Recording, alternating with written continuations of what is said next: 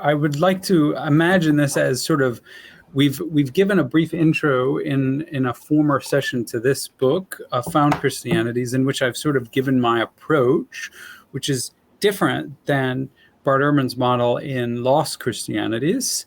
And this is a kind of fun little mini debate, as it were. But your readers, or your viewers, that is, can decide, which model they think is better. What I'd like to do in this session is do a brief dive into the very first figure that I discuss in the book to sort of whet the appetite of your viewers, and that is the figure of Cerinthus. And I'm going to attempt here again to share my screen. Let's see if I can pull this off this time. Yes. Okay. How is that? Great. Very excellent. Wonderful. All right. Well, Cerinthus is an interesting figure because he's directly related to the Gospel of John. And many people have for many Christians, this is their favorite gospel. I mean, this is the gospel with that majestic prologue about the Word before the beginning of time, who creates the world and becomes flesh. And then you've got this amazing set of 7 signs, and then it ends with these huge discourses and about in the upper room, and then Jesus getting killed. And it's an amazing story. And it just sort of appears out of nowhere and is ascribed to not John, interestingly, but a figure called the beloved disciple, who may be a fictional or at least an idealized figure. And what I'd like to, the way that I get into Cerinthus is I approach him through the Gospel of John, because the interesting thing about Cerinthus is he is one of the reputed authors of the Gospel of John, which maybe your viewers don't know that, but this is the interesting facts. Let's look at the data. So if your viewers are generally familiar with some of the ideas in the Gospel of John, I'll just run through a few here. In the Gospel of John, we learn that God is unknown, fundamentally unknown being, who is only revealed by Jesus. Okay, no one has ever seen God. That's John 1:18. No one comes to God except through Jesus. That's 14:6. We also find out that when Jesus is baptized, the divine spirit comes and inhabits him. And interestingly enough, at his crucifixion, Jesus breathes out this spirit, which appears to leave him at death. Although that's not explicit, his breath is said literally to expire, that is, to breathe out this spirit. Finally, another key idea is something we've talked about in our Evil Creator episodes. That is that the Gospel of John indicates that the Father of Jesus is not the same being as the Judean deity, sometimes known as Yahweh, but the Father of Jesus is different than a being called the Father of the Devil. And this is a reading of John 8:44 that's a better representation of the Greek, in my view. Others will have different views. So those 3 ideas: God is unknown, revealed only by Jesus. Jesus is inhabited by divine spirit. The spirit then leaves after the crucifixion, and that the Father of Jesus is, the unknown Father, is different from this Father of the Devil, who is reputedly called Father of the Jews as well. If we go on over to Cerinthus is the first thing to know about Cerinthus is he's an extremely early Christian. Okay, so his dates are late 1st century. So he is quite literally living in the period when most people think the Gospels were written and first published, at least the Gospel of Mark and Matthew and John. Luke is a bit of a different story, seems to go through several versions. Cerinthus is normally placed in Asia Minor, which is modern Turkey, And I think this is generally reliable. Interestingly enough, we have one heresiologist, whom I'll just call the refutator, we don't know his actual name, says that Cerinthus was trained in Egypt and learned Egyptian theology. So he conceivably could have spent some time in Egypt, but we know that he's basically a church leader in Asia Minor at this incredibly early time. We also learn that Cerinthus believed that the father of Jesus was unknown and that he was different than the Judean deity who didn't himself know the true God. This information comes from the summary of Irenaeus and Against Heresies, which is unfortunately all that we have, since everything that Cerinthus wrote has gone up in smoke. It just doesn't survive. We also learned that Jesus was not born of a virgin. Now, this shouldn't really surprise anybody at this early period. The doctrine of the virgin birth is really yet to be invented. But by the time you get to the 2nd century, you have Irenaeus being highly bothered by the fact that Cerinthus says that Jesus is simply the son of Joseph. Cerinthus also theorizes that Jesus was inhabited by a divine spirit at his baptism, and that the Spirit left Jesus at his death. This fancy term for this view is a possessionist Christology. That is, what makes Jesus divine is not something that's inherent to him at his birth, okay? So he's not, God doesn't, give Mary this special divine spirit that ends up becoming Jesus in her womb, or however that exactly happens. What makes Jesus divine is that he's possessed by a spirit, much like the prophets of old, but that this possession it's more like it's not like a possession that a shaman would experience. It's not temporary. It lasts his entire lifetime, and then at his death, the spirit leaves. That's possessionist Christology. Now, what's interesting about all this is that there are therefore some real similarities between Cerinthus and the theology of this gospel that came to be called John. It probably wasn't called John in Cerinthus's day, but there are really striking similarities. Interestingly enough, Gaius, whom your viewers probably don't know, but he was a Roman churchman in the late 2nd century. He, based on a tradition, claimed that Cerinthus was the author of John's gospel. And if this tradition is reliable, some dispute it, but if this tradition is reliable, then at the end of the 2nd century, about 180, 190, Cerinthus was called the author of John. So who knows? This book might have not been called the Gospel of John, but the Gospel of Cerinthus. That's at least what this tradition indicates.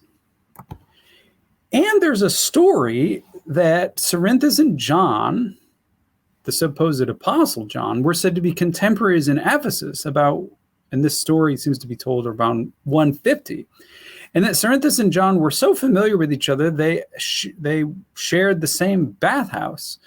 And that in this bathhouse, when John learned that Cerinthus was bathing not too far away, he ran out. One can imagine him maybe naked. Or he ran out and claimed to the bystanders that he was worried that God would bring down the whole building just because Cerinthus was inside. Seems like an apocryphal story, but it at least tells us that Cerinthus and John were somehow associated. Then about 180, Irenaeus actually makes the claim in Against Heresies that John, here meaning the apostle, who may or may not be a fictional character, also wrote his gospel against Cerinthus. So here's a case where Irenaeus seems to be thinking to himself, well, there's this tradition that Cerinthus wrote the Gospel of John, but I want to correct this and say that, no, it's John who's actually responding to Cerinthus. What I think is a plausible option here is that if we don't give Cerinthus the Gospel of John. We have only circumstantial evidence, only no smoking gun here, folks. But it is highly plausible, at least, that Cerinthus was a reader of both John and Mark. And the reason why I say that is because if you look at the baptismal episodes of both John and Mark, where the Spirit inhabits Jesus through his lifetime, makes him into a divine being, and then leaves him at death, as we see quite specifically in John, one could see how Cerinthus could develop his possessionist Christology out of such a passage. So what I'd like to propose, and this isn't new, it's something that April DeConnick has proposed as well, is that Cerinthus is probably our earliest known reader of John. And that's significant because when he reads John, it's totally different than what today a so-called orthodox reader would get out of the text. Well, the next slide is about Simon. We'll deal with that in another session. Awesome. But what I want to do now, I'll just exit out of our shared screen here. What I want to do now is, just throw it open for any kind of. I know I might have been unclear. But Cerinthus is, if your readers get the book, he's chapter 2 of the book, and you'll get all the facts and data there. I'm pretty sure that a lot of questions will start to come up from some of our audience when we do these live streams. And I'd love to hear them in the comment section. Let us know your thoughts and things like that. But one thing I do have a question about is the last thing you said that really catches my attention. Lately, I've been interviewing Dr. Christopher Stanley, and he does this stuff on ancient magic right now. He's going through a novel series, and he writes a lot on Paul and things like that. You know, we're delving into different things, and I'm noticing how radically different they thought than we do today. So when we're reading the Gospel of John, we're not really picking up, I don't think, everything that's being put down. We're not quite getting that world that's in this text. And we're thinking in our modern day, on our way to Chick-fil-A to get our Holy Ghost chicken, and not on Sundays, though. Not on Sundays. I go too often. But yeah, you're going to Chick-fil-A, you're reading this thing. You're not thinking ghosts, spirits, daemons, gods. The world is literally filled with these things everywhere at all times. That's not typically how Christians are thinking today, but that is how they were thinking then. And once you come to realize that, you may see, wow, how could Cerinthus come up with such ideas from reading this book I've been reading all my life? And that's kind of one of the things that maybe you can elaborate just a little more on is, are we reading John the way John was meant to be written and understood, I guess?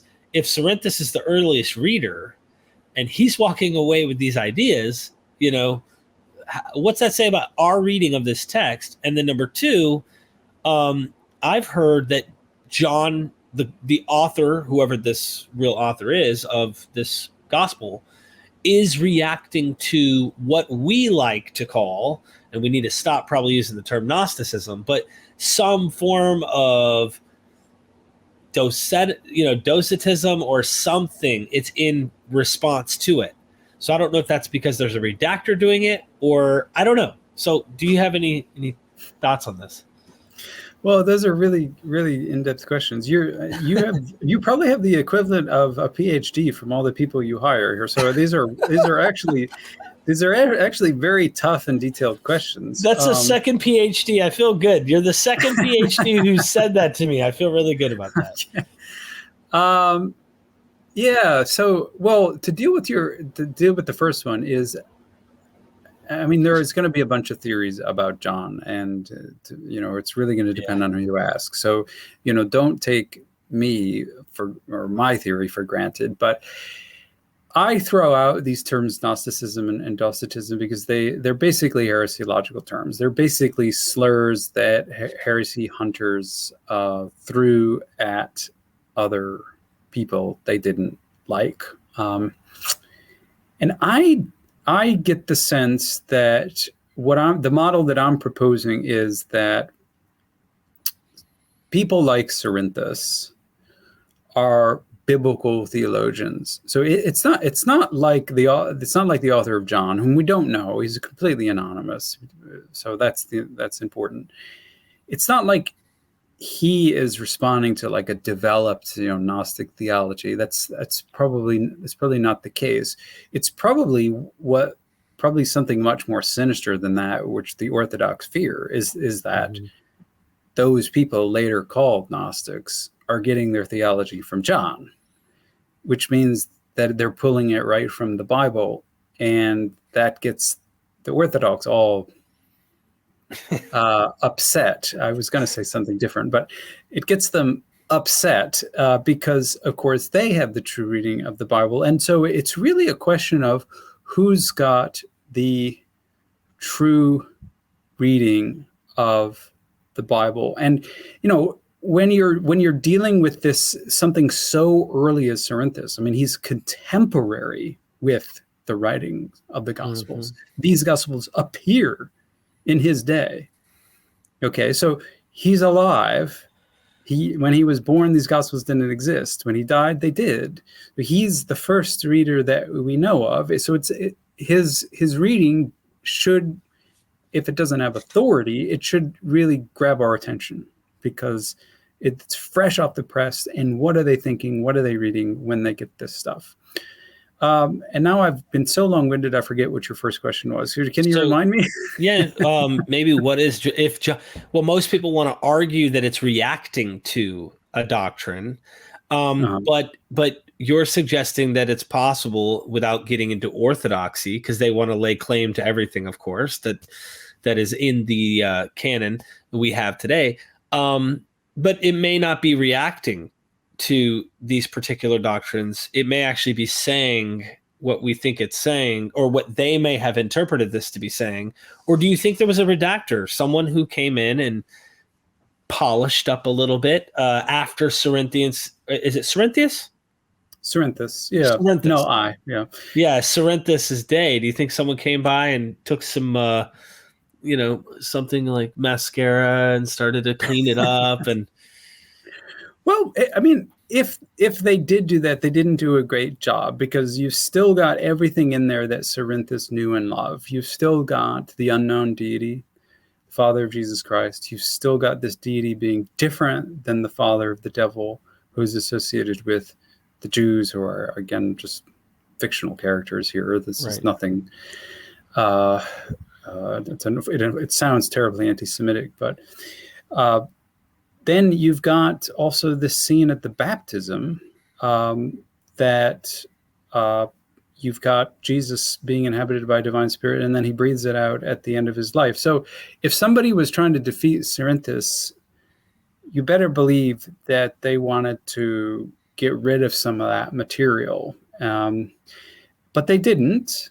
Now, that isn't to say that there weren't some things touched up. The emphasis on Jesus being risen from the dead in real touchable flesh. Yeah. There seems to be a lot of redaction in Luke, which wants to bring home that point. John as well, because of the Thomas episode, but there are also instances where he's still walking through the locked doors, appearing out of nowhere. So his body can't be utterly normal, and they didn't get rid of that part. So there's always going to be a little bit of ambiguity here, but I think it's safe to say that this is an incredible exaggeration. But to get the point across, I'll make it that John is the mother of Christian Gnosis. Okay, and other early Christian literature. Paul is too. And what happens in the 2nd century is there's this battle over John and Paul and some others by people who want to claim this literature back for their own understanding, and then want to demonize and rip it away from those who came forth with these earlier interpretations. Seems to be also what's going on. Now, there's also both and, I mean, multiple things are happening at the same time, but that's the general trend that I see. Is it fair to say, as we progress down this journey in Found Christianities, that we're going to kind of case by case consider what you're saying, who's laying claim to who, apostolically, etc., whatever it may be, and as we do, we're going to listen to the silenced voices and consider, is Cerinthus actually the author, or at least knows how to better read this text than what the Orthodox commentators want you to believe about those books? And we should do this with everything, with Paul, with, as we get on. I know Marcion's going to be this huge red flag when we get there. I'm interested in Luke as well. What the heck is going on there? There's a lot going on, and I think you're going to be the voice for those voices that are kind of suppressed as we go along. Am I right? Yes, to some extent, yes, that's the mission, and definitely Cerinthus is a suppressed voice. What I'm also trying to do in the book is trying to integrate these voices into mainstream history. So I'm trying to show how these guys, they aren't in a separate category as some of the so-called the incipient Catholics like Justin Martyr or Aristides or the other apologists or Irenaeus himself. They really aren't.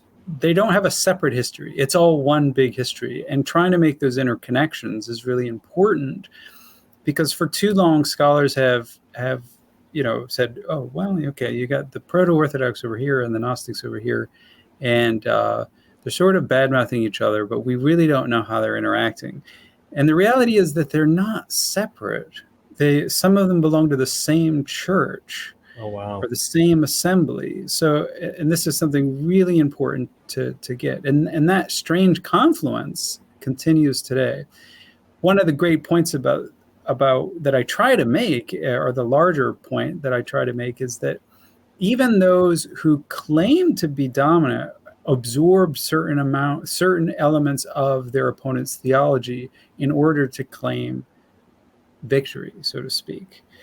But so the theology of Cerinthus is in some ways silenced, but when it never really died, it was never really lost, not lost entirely, because it's mirrored in later discourses and it's adapted by later theologians who are making tweaks and jimmying it and modifying it so that it works better and sounds better throughout time. Wow. Yeah, that makes me think of a lot of things. I look forward to this. I hope everybody takes the time to go get the book. Seriously, Found Christianities, Remaking the World of the 2nd Century CE. We're going to be taking a deep dive in this book. It's going to be fantastic. It is out, so go get you a copy immediately. If you don't, I can't promise that hellfire is not waiting. No, I'm just kidding. Seriously, though, you should definitely check it out. I love reading about this stuff, and you got me thinking about a lot of things. And if I get started now, we'll never get off of this call. So I hope you stay healthy down in Australia. I will try to survive over here in the United States, because we got to have our Chick-fil-A. We got to go shake hands with people and hang out and hug and all that good stuff. You hear the sniffles, so.